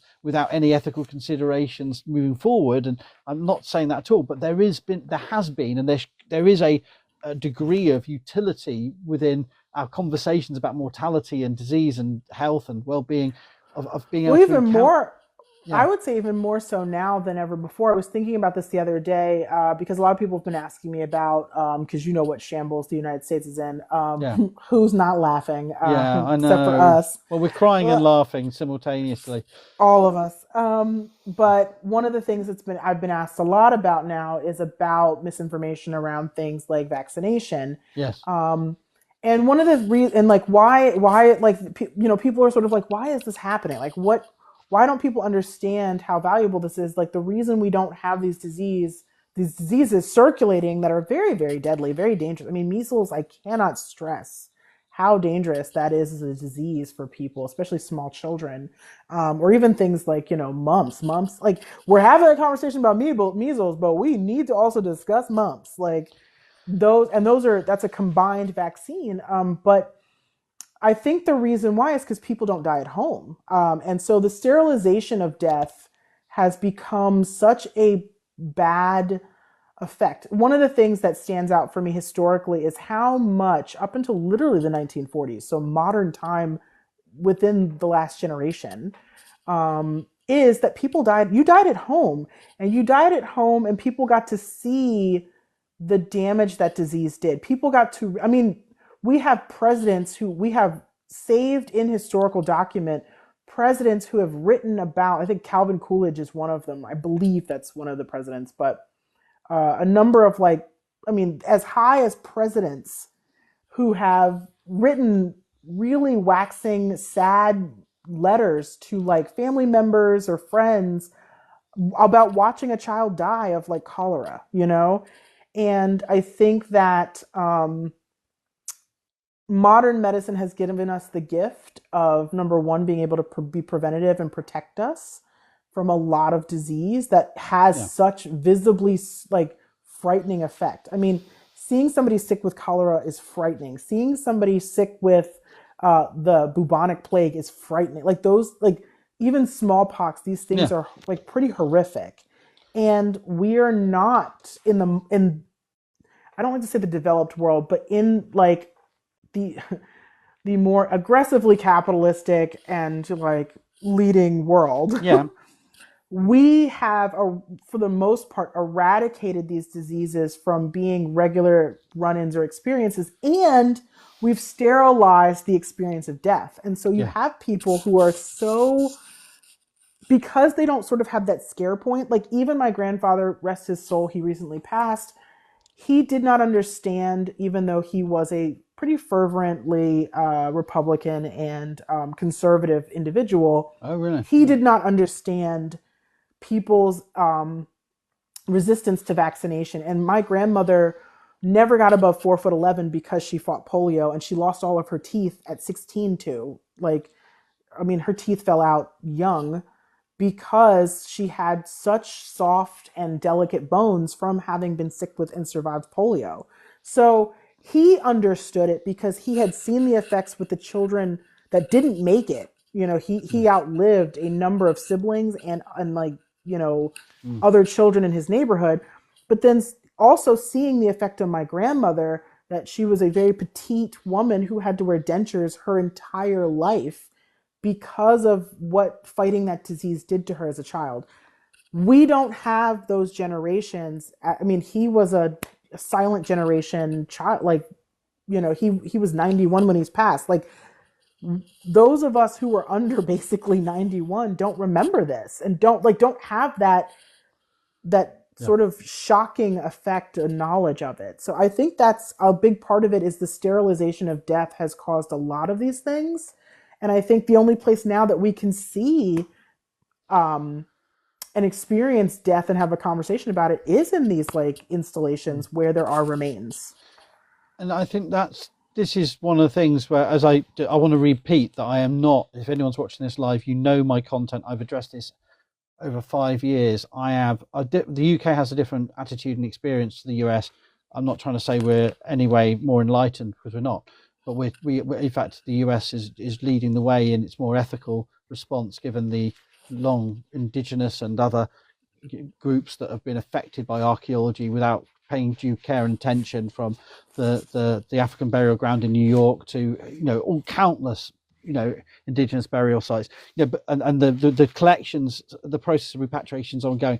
But equally, I must say, I still have this guttural reaction when I hear that certain archaeological societies in the States are removing human remains from even academic publications because of the offence might be called. And for me, that crosses a number of lines that lead me thinking, I'm not sure that's going to help in the long run, for training of the next generation, but also of communicating what our discipline is trying to do. And I think the problem is, if we hide it too much, I mean, you can't have people in literally surgeon, heart surgery theatres showing them what the people are doing so that people value heart surgery. But equally, if we don't have any understanding of the processes, could it have the potential of adding mystique, adding misinformation, adding silence around these topics? And that's what I'm not coming down on a particular place. I'm just presenting a problem that I'm struggling with, on a personal level in my academic work, how I stand on that. I think that's that would be my similar struggle, is that it's an empathy issue, right? It's very easy to be dismissive of numbers. We have this problem in public health all the time, and in medicine, same thing, is that we're looking at data all the time. I like to tell people frequently in public health, there are people who are doing on the ground programmatic work. I'm a researcher and administrator, so we're looking at data points. All of you are numbers to us, and that can lead to some really strange conversations if you're not constantly having a re-evaluation and a retraining of empathy conversations, and recognizing that oh wow, 300 people lost their lives to violence, a certain kind of firearm violence last year, but 210 lost it this year. Isn't that great? And you still need to say, well, yeah, but that's still 210 people, that they're more than numbers. And I'm not saying that people in public health are unempathetic. What I'm saying is that I can see how people who aren't in an industry where they're being constantly reminded to pay attention to what people, and then when you add in things like a 24-hour news cycle that is also using numbers in this way, that are sort of devoid of the humanity element, and then we're not watching someone pass away at home. I know whole adults who have never seen or never known someone who's died like that, and been in space with someone who has passed away. Yes. And that experience used to be a common experience. And so, I think you still get such a good, for me anyway, you get such a good, nearly as good experience when you're in learning space, where you can come upon and have a conversation, a deferential, respectful conversation about the remains of someone, or about when I've been to museums and I'm shown these are the remains, or this is the bracelets that a small child was wearing when a landslide hit them. Yeah. There's something that really strikes you with that. I don't know what the answer is, because I also want to respect the dead. Going all the way back to the beginning of this conversation, I deeply want to make sure that people are laid to rest. I think that our remains have such important spiritual and cultural value. But I also know that those of us who are alive, we need to be more in touch with death. We need to. Yeah. And I don't know what you think of it, but there's a museum that's set up about 8 years ago in Chester by one of my ex-students, actually, and I interviewed him on my YouTube channel. He has his own company called Big Heritage, and they set up the Sick to Death exhibition in a medieval church, converted medieval church. It had been a visitor center, and he set it up as and it's a history of medicine, and it's deliberately sensationalized. It's like kind of Madame Tussauds mixed with. But what is really good and edgy about it, in a good way, is he takes the argument up to the present and challenges misinformation. And I'd love to see what you think of it. I haven't got all still photographs to share with you here now, but at some point I'll try and I'll send you the link, because he talks about, I can't remember all of the latest celebrity. There's a little display at the end which juxtaposes, in a deliberately cheesy way, sort of like historic diseases and misunderstandings like miasmas and Trump and bleach or whatever it may be, and it's really obviously setting up to make you think. And in that sense, I thought, if that was someone doing a Twitter thread, I'd just wince and just ignore. But in the museum space, in juxtaposition with genuine stories of the deep time development of, I thought it was really good. And it has some, it's in the centre of Chester, if anyone's interested in going. Sick to Death, it's called. And there's a few and I did do a blog post recently criticising their display of human remains, because they've actually got on loan from the Chester's Grosvenor Museum human remains, and most of it's really respectful, but there's a few errors, and they're actually going to change the display because they've read my blog, which is nice. But my point is, most of it is really good because they're trying to take that argument and saying, yeah, this is a deep time story. We're not over this. We've still got the fights to fight, both in terms of, hygiene and health and well-being and all this stuff, but also genuine misinformation, and people will believe any old garbage. I mean, I guess it's the question of like when it comes to wanting to teach people about specifically death and like quality of life at a time period, right? Because that's the other thing. I mean, like as someone who thinks about what value seeing the remains of some, like seeing the remains of how prolific rickets was at one time because of how many small children died from something so preventable, right? And I think when we talk about, again, remains, the conversation, and it's a hard one, is like recognizing the difference between respectful learning through remains and spectacle, right? Earlier, somebody in the chat had mentioned Sarah Bartman, who was known as the Venus Hottentot, and how she, first of all, when she was alive, she toured as a spectacle. And then, even though she was she was a prolifically intelligent person. I mean, she was from a very particular ethnic group in South Africa, and she was much smaller in height than typical Europeans, especially. I mean, because of that ethnic group and other ethnic groups that were used to being sort of petite, it wasn't a unique to the continent, but she knew like 4 different languages. She was a very she would have these like really intense philosophical conversations when she would be brought as spectacle to parties and events, like kind of loaned out.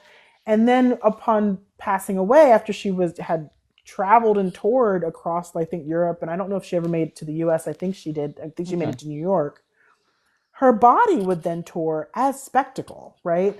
And this was entirely related to like the shape of her body, and again, eugenics and like anatomy and like hyperfixation on her proportionality, not who she was. And so it's this other like ultra level of offense that like she can't even rest in death.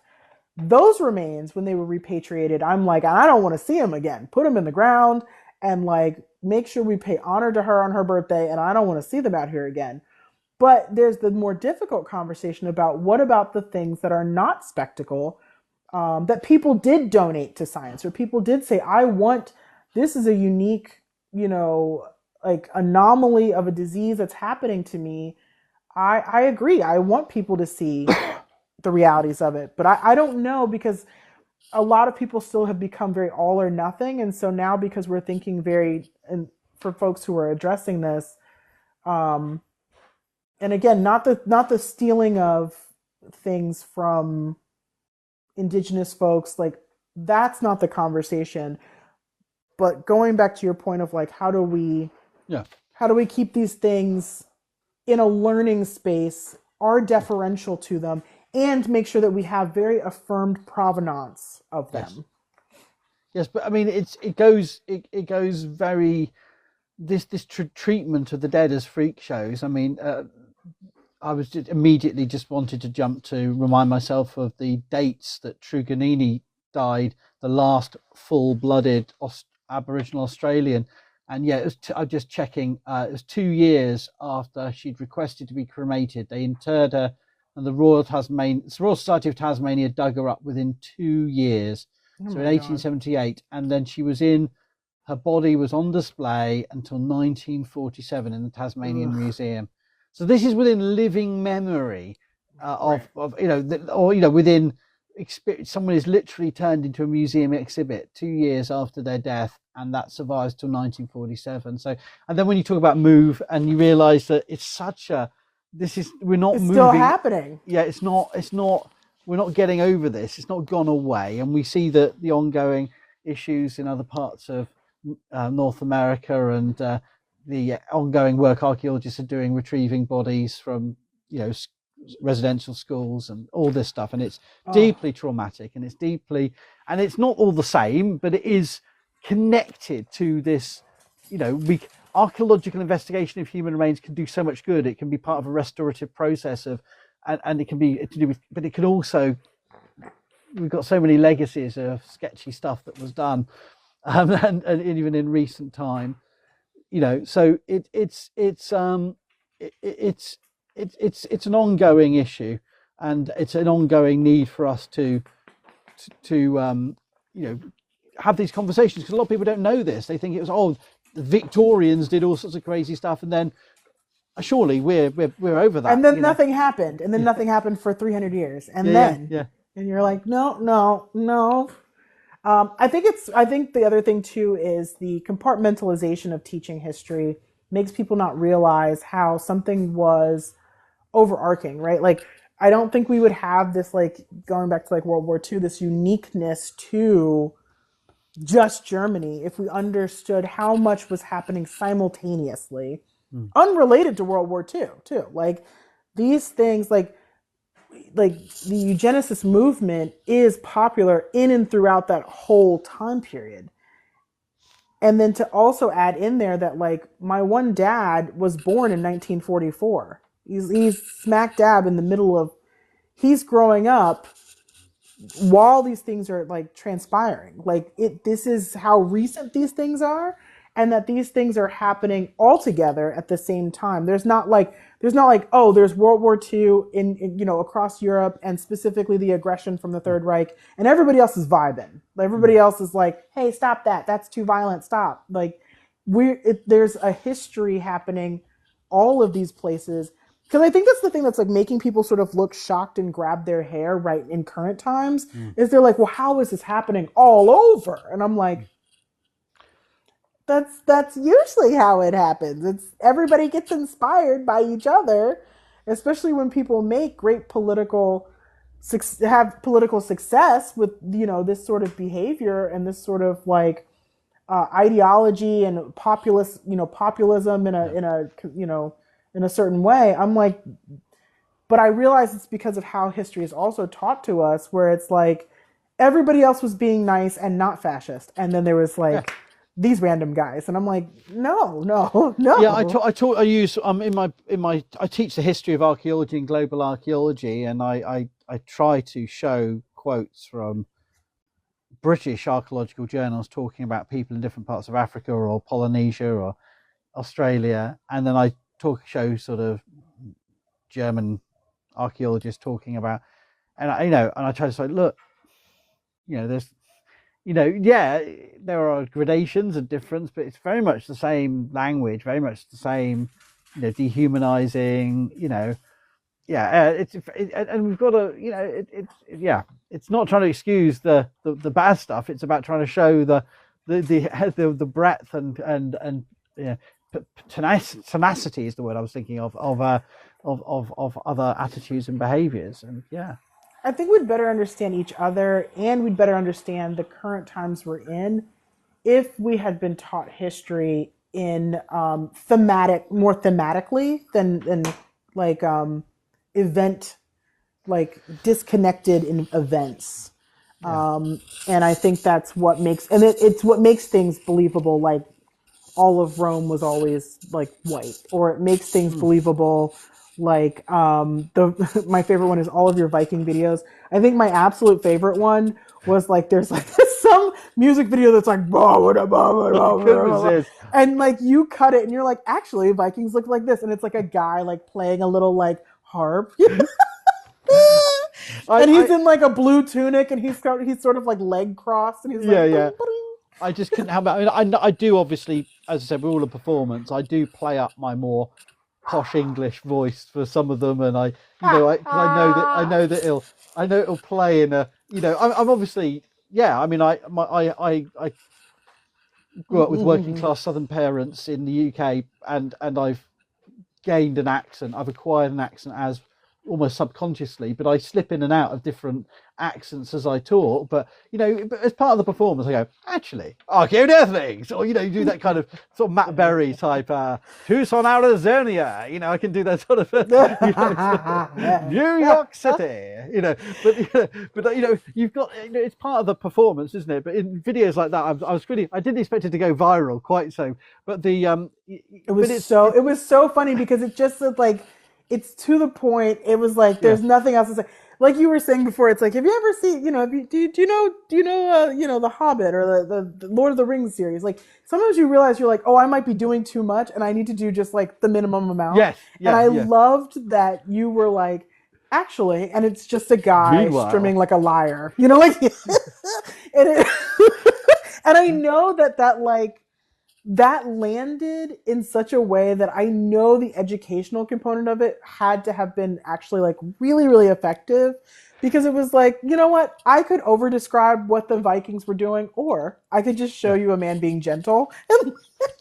And it's I think everyone has been saturated with that aesthetic to the point where the enthusiasm for dumping on it was just, and I'm not trying to say the Vikings are all peace loving, and I never wanted to go that far, but any period of time has a range of activities. It's not just constantly 24/7 this kind of music, and like, it's a modern thing, and most people don't need to hear that. They know it's not real, but they're still sick of the aesthetic, even though right. Or the people who either they do or they don't, but like they're sick of the aesthetic. They want, and then they're just like, oh, thank God, like an expert gets involved and actually like that's it, case closed. Like they showed us, it's mostly they were like knitting sweaters. Like we're done here. Like that's, and I think that's really like right, because the thing that we're never going to see in media is like, for example, we're never going to see how much people just walked when they were at war.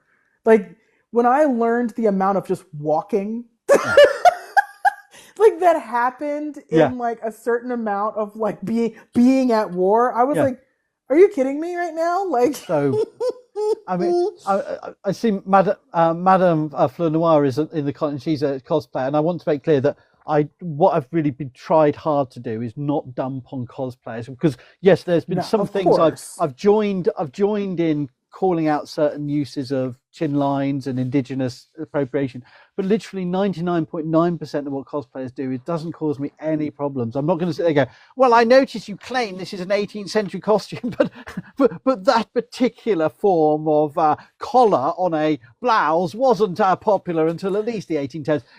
I don't do that kind of thing. That's just ridiculous. It totally misunderstands the whole point of particularly fantasy cosplay.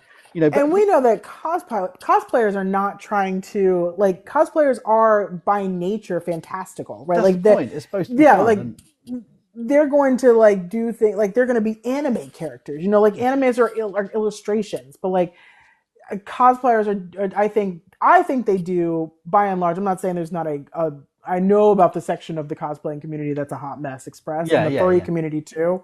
Also, I'll make that statement. I know too much about the furry community, and I definitely know about their real problematic niches of like fetishizing, again, back to the Third Reich. But when we're, like you said, 99% of what they're doing is just intricate and interesting and fantastical, right? But it's just always the defense thrown back at us is, oh, you're just trying to killjoy, you're trying to block anyone having fun. I mean, literally there's very little that is a problem with fantasy and fun and creativity. It's only if it's only a very few minor things that I have to go, hey guys, you do realize that you're cosplaying a mass murderer or cosplaying this, as long as I haven't done that, but I'm just saying, there's only a very few number of examples where just remember, they weren't all very nice people. I suppose that's the thing, isn't it? It's trying to give people a bit of guidance. But no, that the whole Vikings thing, I was just getting to a point where if I had my mother tell me one more bleeding time, I was gonna, or I'm a savage daughter bullshit. I was like, oh, if I shut up, you're not savage. Don't use that term, and you're not anyway. The only savage thing you've ever done is perhaps. Yeah, no, I shouldn't say anything, but no, it's ridiculous, and and it's feeding into a particular particular group of people that we don't want to get into. But And it's no, like but falsely inspiring people on like a weird premise, and you're just like, that's enough, you know?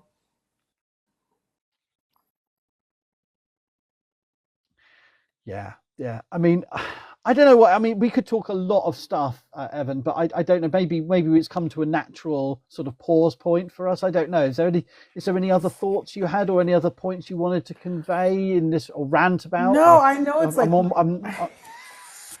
there's always something else. I know it's like midnight your time, Yeah, yeah. so I Well, don't. yeah, yeah, indeed, indeed. And I just wanted to say, I was mentioning earlier that I'm still being dumped on. Apparently, my moderator, that rebel rabbi, has been blocking loads of people who are saying I'm a.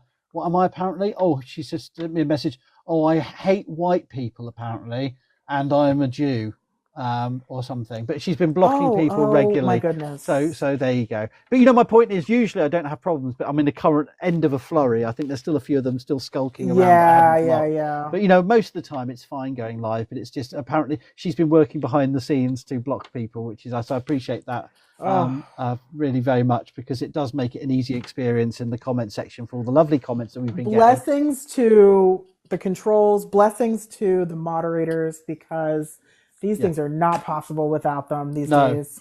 No, it's really appreciated. Oh, can I just say one final thing? I never got round to it. Pirate, I don't know if Archaeopirate's still here, but he said, well, the value of digging up Richard III was to give him a respectful burial. Can I just quickly answer that point, right? So Richard Oh, III was killed on the battlefield by looks like most likely 4 or 5 Welshmen, hacked him down with halberds and swords.